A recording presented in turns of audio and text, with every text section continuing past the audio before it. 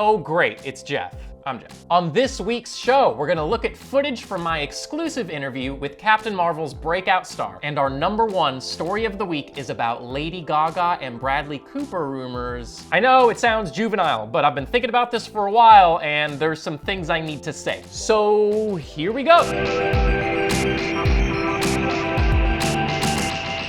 Welcome back, everyone. This is Oh Great, It's Jeff, where we go over some of CinemaBlend's biggest headlines of the week, and I tell you some silly stories from Hollywood's underbelly. So let's jump in. Our #5 story of the week is The Dark Phoenix Rotten Tomatoes score is rough. Wow, not much left out of that title. I'd say that's basically the whole story. 23%. Wow, that is pretty rough. Rough might be an understatement. Isn't Dark Phoenix the one where Sophie Turner is mad about the Game of Thrones backlash, so she just starts killing all of the X-Men? No, is that not right? Look, I didn't see the film. I see movies for a living, and I'm not in a hurry to see the film. So while I'm not in a position to criticize it, I can say that is a testament to the hype, or lack thereof. Not to mention the biggest name in the film seems to be straight up done with the franchise. Are you sure about that?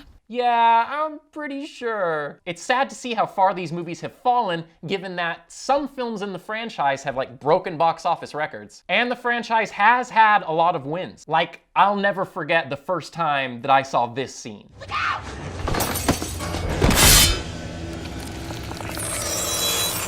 It gives me goosebumps just thinking about it. But then I remember that was 20 freaking years ago. I think about how quickly that time passed and start contemplating my mortality. Hello, darkness, my old friend. Dark Phoenix is also on track to have the weakest box office performance of any film in the franchise. I think that once audiences started assuming that they didn't have a shot at seeing Wolverine make a surprise appearance, they just stopped showing up. But like I said, I haven't seen it, so who knows? CinemaBlend's official review gave it 1.5 stars, so...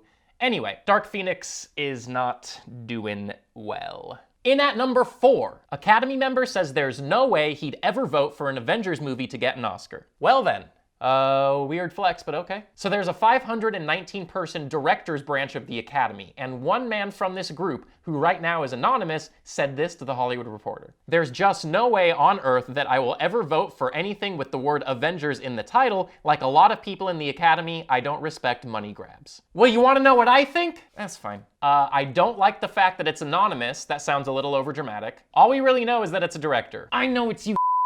I don't really agree with this individual, but, whatever. The only part I don't like is when he calls them money grabs. I just don't like that phrase used in this context. Yes, they're big budget motion pictures, and I would even agree with the generalization that most of the time that means the film will be rather shitty. This is where I get dramatic. But that doesn't mean these people aren't artists who care, deeply about what they're creating. Like the Russos became filmmakers because they saw all of the money they could make? I just don't buy it. Pun intended, proud of myself. Just because a film makes a lot of money doesn't mean it's a money grab. We had an article this week all about certain scenes in Endgame that Joe Russo can't watch without crying. So he's sobbing at the story he created, but yeah, you're right, he's just in it for the money. And unfortunately for this guy, the Academy seems to be slowly leaning in the other direction. Black Panther even took home the award in question, so maybe Thor's Oscar is next. I'm pretty sure I got it in the bag, actually. I've already cleared the mantelpiece for the thing. On to our #3 story of the week. Controversial Bachelor stars that still got picked in the end. Yeah. No. In at #2, Toy Story 4 has screened. Here are the early reactions. Spoiler alert, they were overwhelmingly positive. I was kidding about the spoilers, please don't leave me. Pixar has done it again, as they always do. As they usually do. Toy Story 1, 2, and 3 are the 3 highest rated Pixar films on Rotten Tomatoes. And it looks like the new film may be sliding into that 4th spot or even higher. Our very own Jessica Rodden said this: Toy Story 4 is so much fun and easily the funniest of the 4 movies, strongly recommended. I mean, it's not like I was gonna not see a Pixar movie. Are you sure about that? Yes, Jennifer!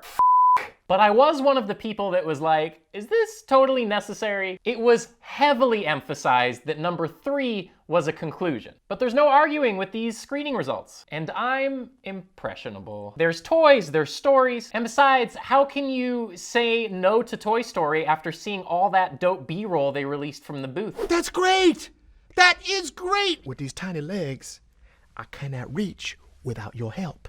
Look who jumped 40 school buses and landed back into my life. On a different note, I was recently given the opportunity to have an interview with one of the breakout stars of Captain Marvel. Check it out. Thank you for being here. I love the film. After putting all of this work into it, how does it feel now that it's coming out on home video for everyone to see?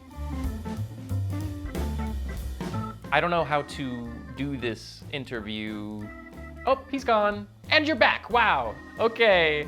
Here, Goosey Goosey. No, he doesn't like that? It's just not quite what I expected when you guys said Captain Marvel star. No, it's going great. You're great. I'm having a great time. This is my career. I'm allergic to you. What a cat. In all seriousness, that really was Goose. Well, his name is Reggie, but he's the cat that played Goose. One of the cats. Marvel brought him around in celebration of Captain Marvel's home video release. You can own it now. I would show you the rest of the interview, but he's a cat, so it's just a lot more of that. Things actually got worse from there.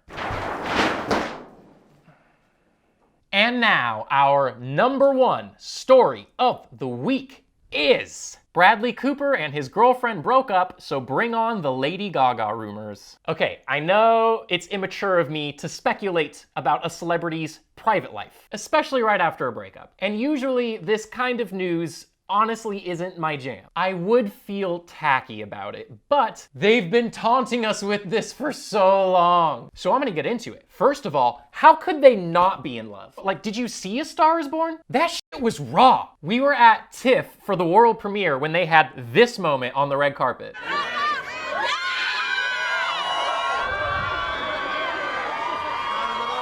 I'm sorry, but like, is this real life? It's so dramatic. He's literally lifting her veil. And did their Oscar performance have to be this sensual? In the shallow.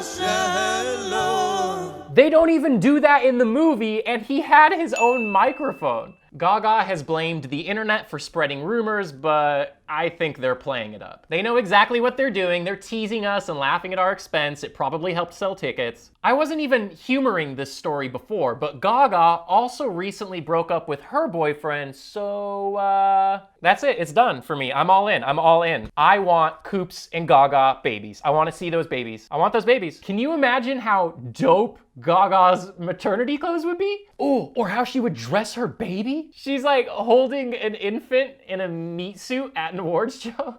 Oh, I can only dream. Bedazzled baby bumps and babies in meat suits. That's the kind of world that I want to live in. Are you sure about that? I swear to God, Jennifer. And that's it, man. Another show in the bag. Please make sure to hit subscribe, start a conversation in the comments maybe. Just give me some sort of attention, please. I'm desperate. We have a poisonous relationship, you and I. Thanks for watching. We'll see you next time.